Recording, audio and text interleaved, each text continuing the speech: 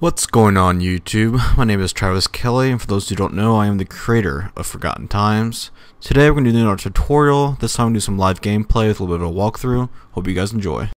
So as you guys can see, we're actually doing a setup here, so I'm going in a little more detail how the setup actually goes. So you can see we each have our actual castle cards on the playing field, so I am the closest to you, and you see mine in the castle spot. And you also see my 3 heroes present too right below me.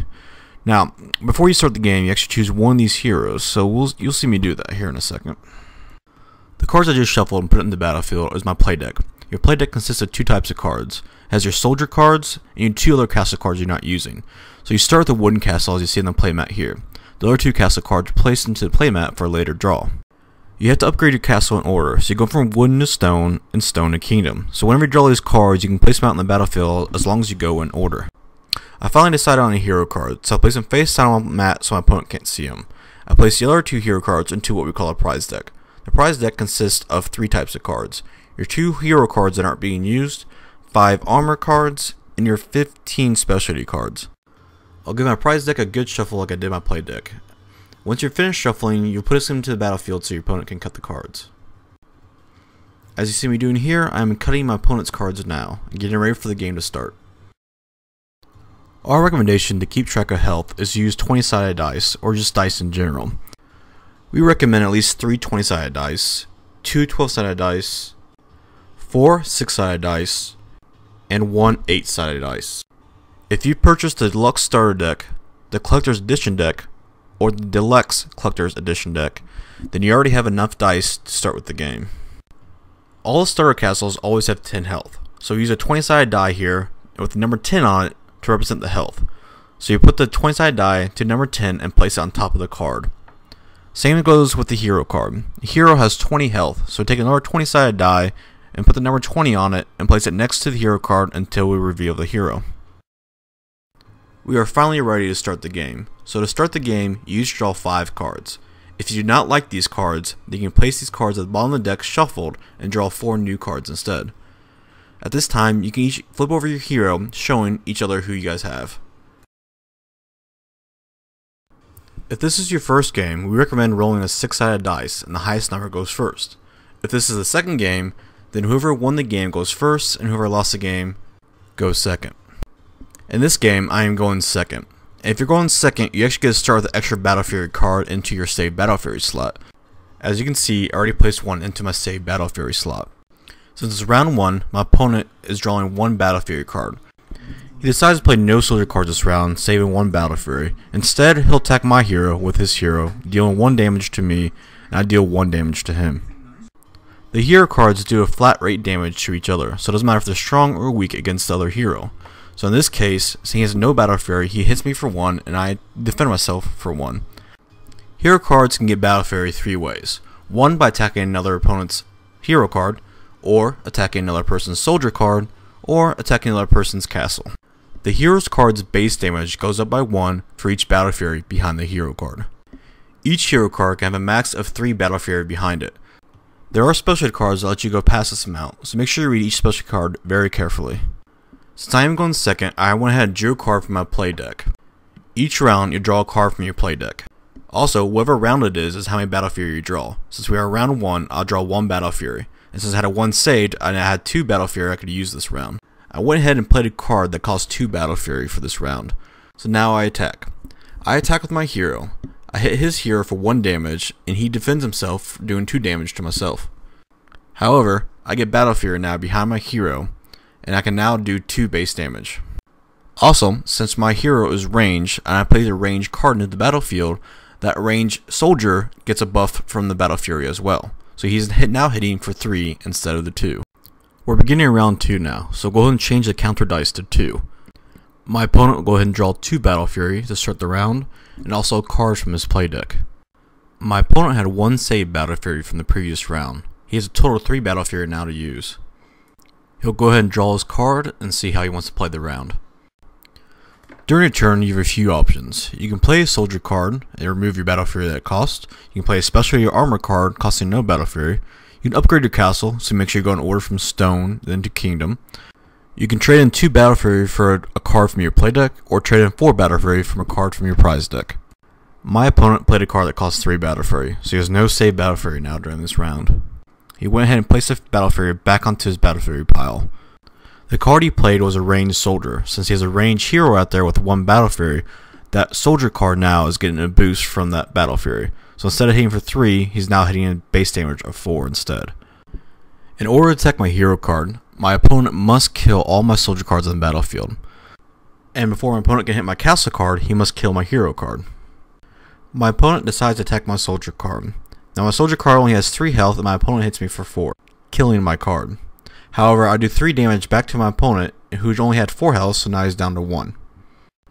Each soldier card can only attack once per round, so he continues to attack by attacking me with his hero card. His hero card hits my hero card.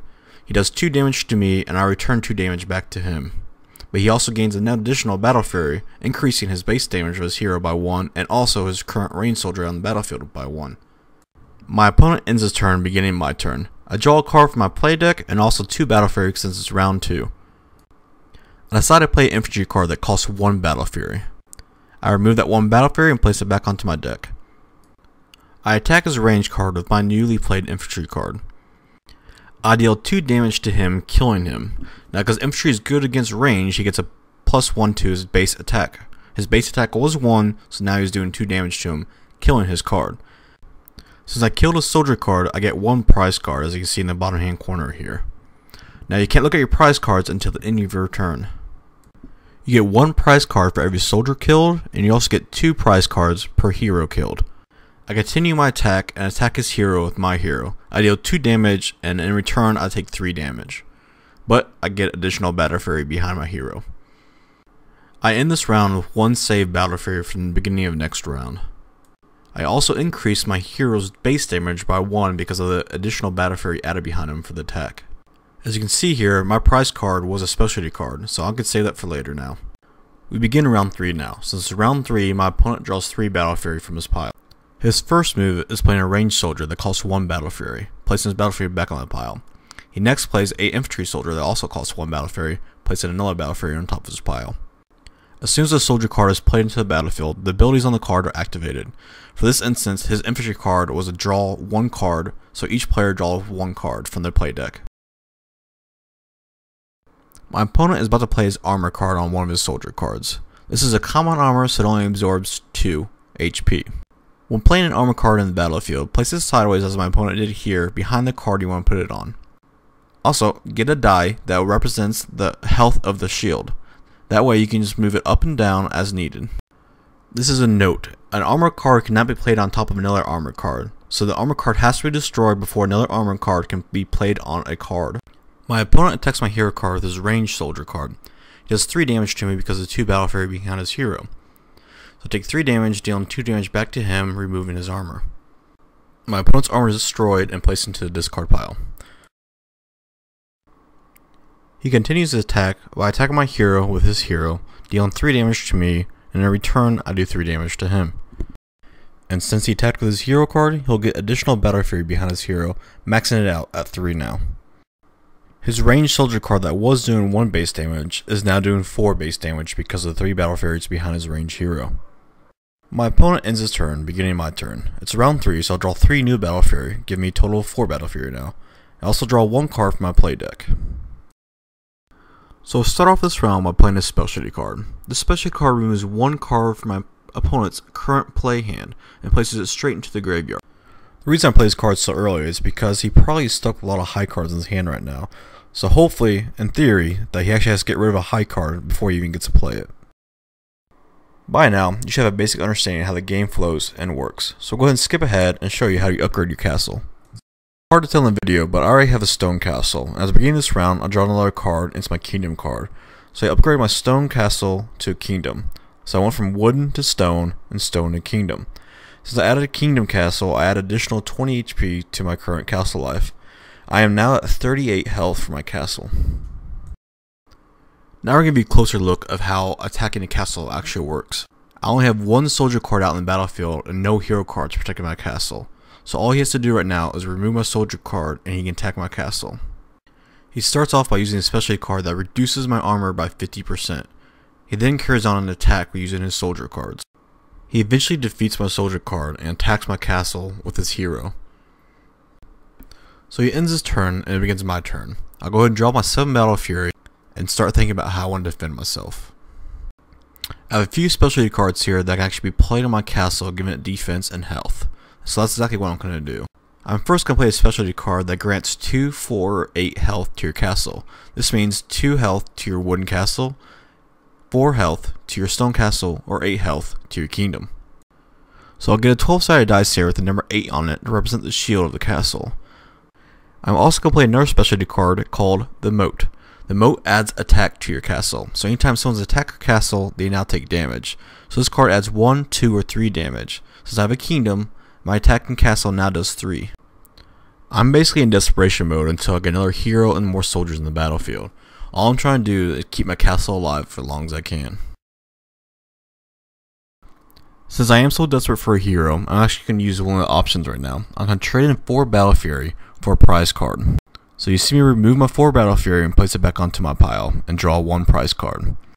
Let's look at hero cards now. Anytime you draw a hero card, you can immediately play them back into the battlefield as you see me do here. They cost nothing to play, but they start from scratch. As you can see, my base damage is 1 and my health is back at 20.